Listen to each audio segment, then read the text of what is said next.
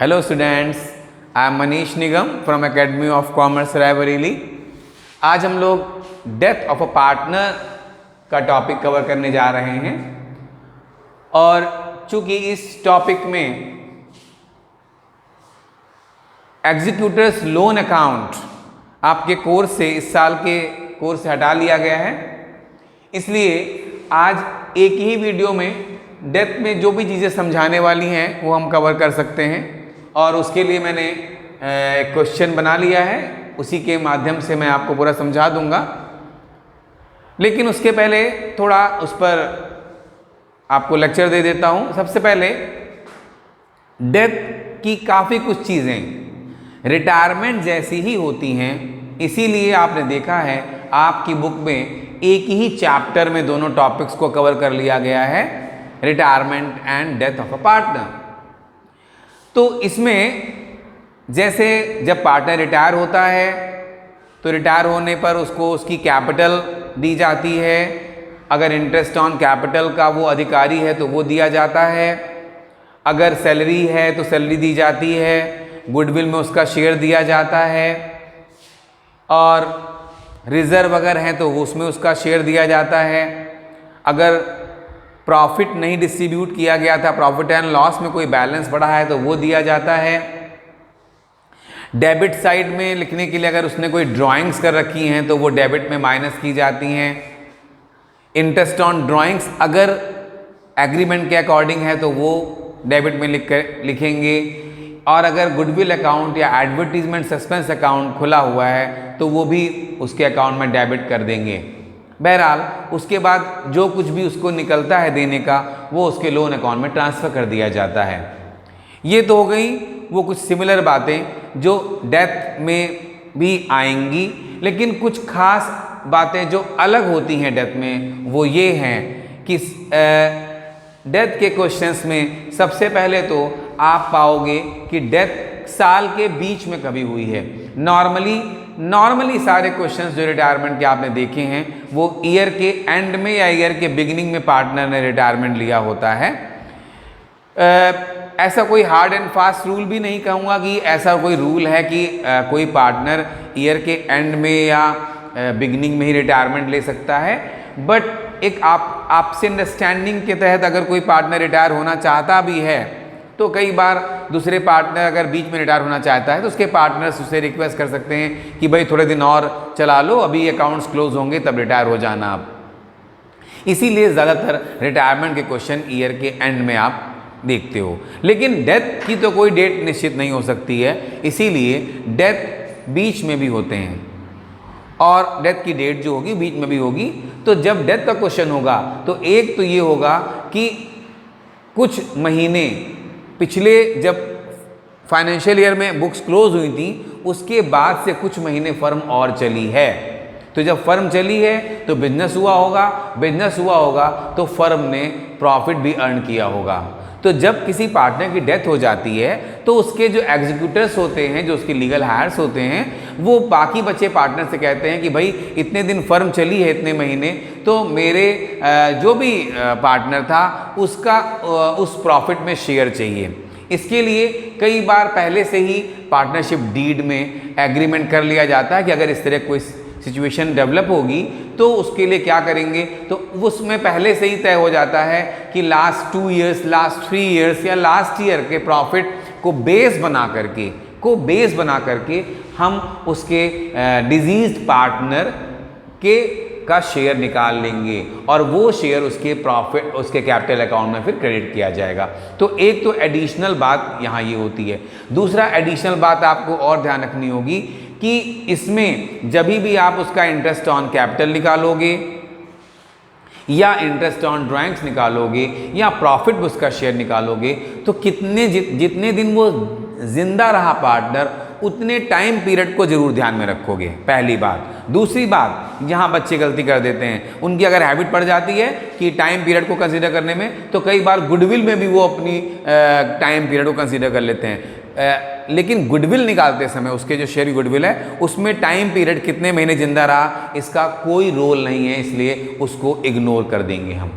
अब बात आती है कि जब हम डिजीज पार्टनर के जो उसका प्रॉफिट है, जो उसने जितने दिन वो जिंदा रहा है उतने दिनों का प्रॉफिट निकालते हैं, तो उसके लिए एंट्री क्या पास करते हैं। उसके लिए दो चीज़ें आपको समझनी होंगी। सबसे पहले तो अगर डेथ के बाद बचे हुए पार्टनर्स ने अपना प्रॉफिट शेयरिंग रेशियो जो उनका पहले था आपस में वही बरकरार रखा है, चेंज नहीं किया है, तो तब आप एक एंट्री पास कर सकते हो, profit and loss suspense account debit to deceased partner capital account. ये एंट्री आप कब पास कर सकते हो? जब डेथ के बाद बचे हुए पार्टनर्स ने अपने आपस का जो रेशियो, जो वो लोग बचे हैं उनका जो आपस का रेशियो जो पहले था उसके पार्टनर के डेथ के पहले, वही उसके बाद भी अगर रहता है, then you can pass the entry profit and loss suspense account debit to deceased partner capital account. But अगर पार्टनर की डेथ के बाद बचे हुए पार्टनर्स, जो रिमेनिंग पार्टनर्स हैं, उन्होंने अपना फ्यूचर में जो रेशियो है वो चेंज कर लिया है, तो आप ये वाली एंट्री पास नहीं कर सकते हो। अगर आप इस एंट्री को पास कर दोगे तो ये प्रिंसिपली गलत हो जाएगा। तब आपको क्या करना होगा, जैसे गुडविल का ट्रीटमेंट करते हैं कि गेनिंग पार्टनर्स को, रिमेनिंग पार्टनर्स को गेनिंग रेशियो में डेबिट करेंगे और डिजीज पार्टनर को उसके शेयर ऑफ प्रॉफिट से क्रेडिट करेंगे, just like goodwill.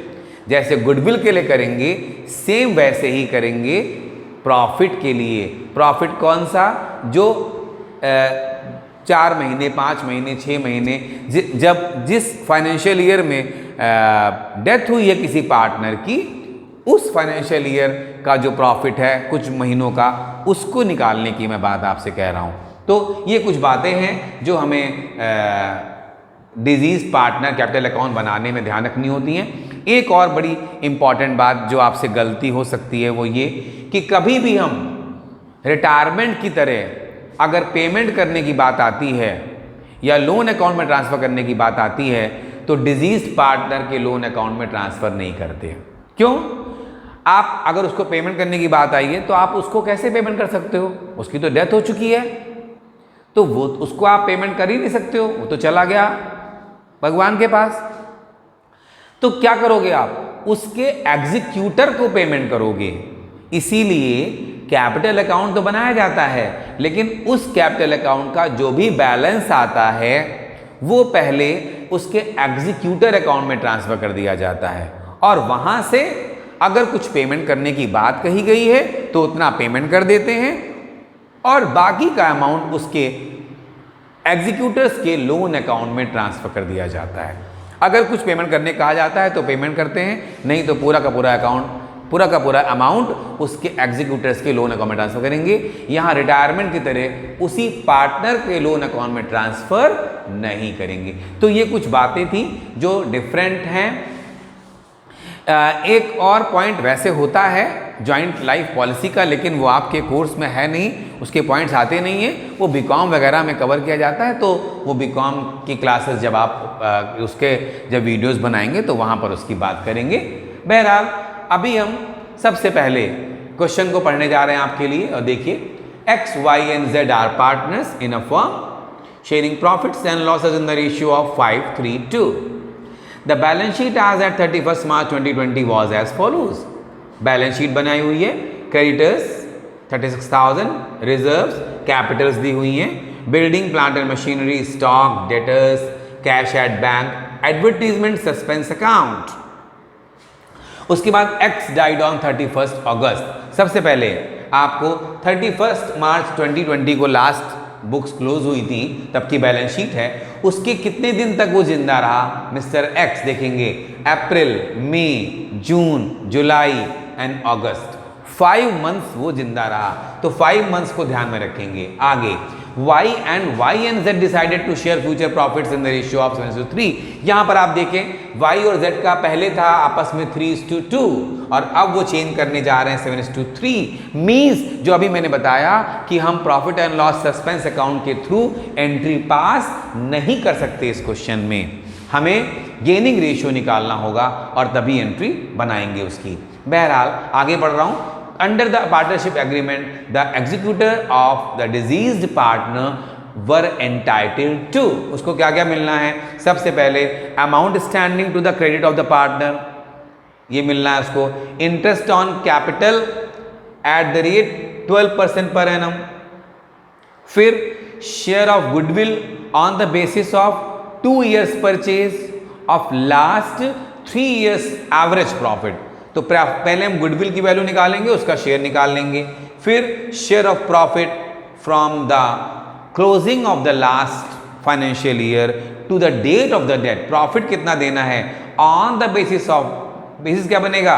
Of the last year's profit, 3 साल के एवरेज को नहीं, इन्होंने 3 सालों का प्रॉफिट दे रखा है, लेकिन वो प्रॉफिट हम यूज करेंगे गुडविल निकालने में। लेकिन जब प्रॉफिट निकालने लगेंगे तो केवल लास्ट ईयर के प्रॉफिट को ध्यान में रखेंगे। साफ साफ लिखा जा रहा है on the basis of last year's profit. तो प्रॉफिट फॉर द ईयर्स 18, 19, 20 के प्रॉफिट्स दे में 24,000, 36,000 एंड 45,000। तो अगर हम यहाँ पर executor account CZ X's capital account बनाते हैं और नीचे का पोर्शन रख रहे हैं, जो जो वैल्यूज हमें निकालनी होंगी हम निकालते जाएंगे और उसके बाद उसको रब करते जाएंगे। तो ये है हमारा एक्सेस कैपिटल अकाउंट। सबसे पहले यहाँ लिखना है हमें by balance brought down. Balance कितना है एक्स का? 72,000, 72,000 ये लिख लिया हमने। सबसे पहले जो क्या मिलना है? Amount standing to the credit of the partner, वो लिख लिया। इसके बाद interest on capital by interest on capital, देखिए मैं यही किए दे रहा हूं, 72,000 इंटू 12/100 इंटू 5/12, 12। तो ये आया देखिए 72,000, 12 कैंसिल होगा, 72 का 5% निकाल लें हम तो आ जाएगा 3750, 3750 आ गया ये 3750। इसके बाद आगे क्या करना है? गुडविल में उसका शेयर निकालना है और तो वैल्यूएशन ऑफ गुडविल करते हैं पहले।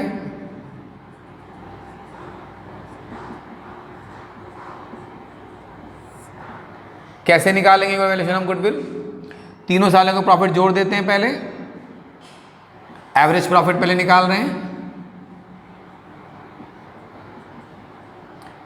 20 कितना कितना प्रॉफिट है भाई? 24, 36, 45, 24 plus 36 plus 45 divided by 3 is equal to, देखते हैं 24,000, 36,000, 45,000, it will come 1,05,000, 1,05,000 upon 3 is equal to क्या आएगा? 35,000। ये एवरेज प्रॉफिट आ गया हमारा। Therefore goodwill is equal to, goodwill कैसे निकलेगी? 35,000, 2 years परचेज है इंटू 2, 70,000 हो गया। और excess share in goodwill, excess share in goodwill is equal to 70,000 into 5/10 means 35,000। अब देखिए गुडविल के लिए हमेशा लिखते हैं बाई, यहां पर हम y एंड z लिख सकते हैं। ये किसके लिए बना रहे हैं हम? ये किसके लिए कर रहे हैं? इसको गुडविल के लिए कर रहे हैं। कितना मिलना है इनको? 35,000। यहां पर अगर हमें y और z का अकाउंट भी बनाना पड़ता तो इस 35,000 को उनको गेनिंग रेशियो में डेबिट करना पड़ता। इस क्वेश्चन में अगर हम गेनिंग रेशियो ना भी निकालें, क्योंकि क्वेश्चन में हमारे को केवल एक्सेस कैपिटल और एक्सेस एग्जीक्यूटिव अकाउंट बनाने कहा गया, अगर हम ना भी निकालें तो तो भी काम चल जाएगा, लेकिन आपकी नॉलेज के लिए हम निकाल के दिखा दे रहे हैं कि आप चाहो तो फुट नोट में इसको लिख देना जब आप आंसर निकालना कि this amount goodwill and profit will be distributed in the gaining ratio which is, जो भी निकलेगा अभी देखते हैं। आप लिखेंगे सबसे पहले calculation of gaining ratio, GR आपको पता है new ratio minus old ratio होता है। Y का कितना होगा 7/10 न्यू रेशियो है, माइनस 3/10 ऊपर है 3/10 इक्वल टू आया 4/10। Z का 3/10 minus 2/10 is equal to 1/10। Therefore GR is equal to 4:1। ये हमारा GR आ रहा है, ये GR आ गया। और जो GR आ रहा है 4:1 हमारा रेशियो आ रहा है, 4:1 यहां लिख दे रहा हूं। ये GR जो मेरा आया है उसका मैंने कहा इस क्वेश्चन में इसके बिना भी काम चल सकता था, लेकिन आपकी नॉलेज के लिए कभी और किसी क्वेश्चन में आपको काम पड़ सकता है, इसलिए मैंने निकाल के दिखा दिया। वैसे GR निकालना आप रिटायरमेंट में भी सीख चुके हैं। और इसके बाद अब हम क्या करेंगे, गुडविल का तो काम हो गया और अब निकालेंगे share in profit.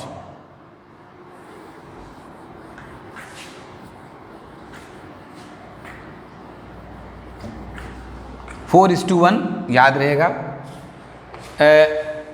Excess share in profit, excess share in profit देखिएगा, बोला गया है on the basis of last year's profit, और लास्ट ईयर प्रॉफिट कितना है 45,000। तो 45,000 इनटू इसका शेयर कितना है एक्स का 5/10 उसका शेयर हो गया, लेकिन ये तो पूरे साल का हुआ, ये पूरे साल का प्रॉफिट है तो ये पूरे साल का उसका शेयर हो गया, लेकिन वो जितना कितने दिन जीवित रहा 5 मंथ्स के लिए, तो इनटू 5/12 करेंगे और इस तरह देखते हैं क्या अमाउंट आता है। 45,000 इंटू 5 इंटू 5 डिवाइडेड बाई 120 कर सकते हैं, तो 9375 ये वैल्यू आई हमारी 45,000 2 इंटू 5 डिवाइडेड बाई 12। ठीक है, तो ये फिर अगेन यहाँ लिखेंगे बाई वाई एंड जेड। अगर रेशियो चेंज ना होता तो हम यहाँ पर by profit and loss suspense account लिखते। ये किसके लिए है, प्रॉफिट के लिए है। कितना आया 9375। इसके बाद अब बैलेंस शीट को और देखते हैं। ये तो चीज़ें हो गई, क्या क्या मिलना था यहाँ पर, इसका कैपिटल, इसका इंटरेस्ट, गुडविल में शेयर, और ये चारों पॉइंट्स तो हमने कवर कर लिए हैं। लेकिन अभी बैलेंस शीट में दो चीज़ें और नज़र आ रही हैं जो वो कह नहीं रहा, लेकिन हमें अपने मन से करना है। और पहला है क्रेडिट साइड में जाएगा बाई रिजर्व। रिजर्व में उसका शेयर 28,000 का 5/10 यानी आधा 14,000 ये हो गया। इसी तरह एडवर्टीजमेंट सस्पेंस अकाउंट में तो 2 एडवर्टीजमेंट सस्पेंस अकाउंट, इसका आधा 34 का आधा 17,000। एक और चीज़, क्वेश्चन का कुछ पार्ट यहाँ भी लिखा है, देखिए उसने ड्राइंग्स की हैं ये 5 मंथ्स में, वो है 9,000, तो 2 ड्राइंग्स भी लिखेंगे। अगर इंटरेस्ट ऑन ड्राइंग्स की बात कही गई होती तो वो भी डेबिट साइड में ही आता। मैं कुछ पॉइंट्स जो नहीं क्वेश्चन में कवर होते उनको भी आपको बताता चलता हूँ। अगर इंटरेस्ट ऑन ड्राइंग्स होता तो वो भी इंटरेस्ट ऑन ड्राइंग लिखते और वहाँ पर 5 मंथ्स का ध्यान रखते, लेकिन अगर पर एनम लिखा होता उसमें तो। अब क्वेश्चन में कहा गया बाद में कि YNZ ने डिसाइड किया कि 1 लाख रुपीज़ लोन में और बाकी पेमेंट करेंगे, तो वो तो एग्जीक्यूटिव अकाउंट में दिखाएंगे। बहरहाल यहाँ पर सारे पॉइंट्स हमारे आ चुके हैं और अब हम इसको जो भी बैलेंस आएगा टू एक्सेस एग्जीक्यूटर्स अकाउंट बना लेते हैं। ये पहले वैल्यू कितनी आ रही निकालेंगे, 72,000 स्टार्टिंग से, 3750, 35,000, 9375 एंड 14,000। ये आया 1,34,125 माइनस 17,000 माइनस 9,000, तो ये आ रहा है 1,08,125। 1,08,125 ये आ रहा है हमारा। यहाँ पर हमारे को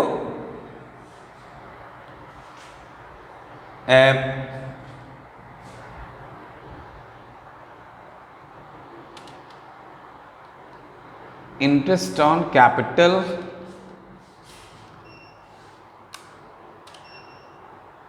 ठीक है, एक बार मैं चेक कर लूँ। 12% ही दिया हुआ है ना, interest on capital, right, into 5 divided by 12, ठीक है। हाँ, यहाँ पर ये मिस्टेक हुई है, इसका कैलकुलेशन में देखिएगा एक बार। 72,000 की कैपिटल 72 है, इंटू 12% इंटू 5 डिवाइडेड बाई 12, ये 3600 आ रहा है यहाँ पर, 3600। और इस तरह ये ज़रा वैल्यू को दोबारा चेंज कर लेते हैं बस। 72, 36, 35, 9375 और ये 14,000, 933,975 माइनस 17,000 माइनस 9,000 आया 1,07,000, 1,07,975, 1,07,975 ये आ गया, 1,33,975 आ गया ये। और अब इसके बाद हम बनाएंगे एग्जीक्यूटर अकाउंट। वहां देखिए कैसे इसका प्रेजेंटेशन होगा, वहां पर इसका प्रेजेंटेशन कैसे होगा।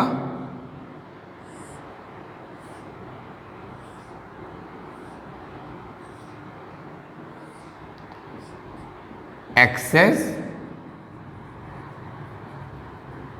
एग्जीक्यूटर्स अकाउंट, सबसे पहले बाई एक्सेस कैपिटल अकाउंट कितना आया, 1,07,975 आ गया, वो लिख लिया। उसके बाद क्वेश्चन में कहा गया 1 लाख रुपए लोन में अकाउंट डाल देंगे, तो to X's executors loan account 1 lakh, और बाकी का पेमेंट करेंगे तो टू बैंक अकाउंट। फर्म के पास कितना पैसा पड़ा हुआ है, 20,700 पड़ा हुआ है, तो आराम से पे कर सकती है वो। कितना पे करेगा, 7,975। और इस तरह ये अकाउंट भी क्लोज हो गया 1,07,975 से, यानी पार्टनर्स उसको 7,975 तो पे कर देंगे, बाकी 1 लाख उसके एग्जीक्यूटिव अकाउंट लोन अकाउंट में डाल देंगे। तो इस तरह ये आपका डेथ का टॉपिक भी आज कवर हुआ। अब इसके बाद पार्टनरशिप में सिर्फ हमें डिसोल्यूशन पढ़ना है और पूरी पार्टनरशिप के सारे वीडियोस हमारे कंप्लीट हो जाएंगे। तो अब नेक्स्ट वीडियो में हम लोग dissolution of the partnership firm start करेंगे। Thanks to all of you.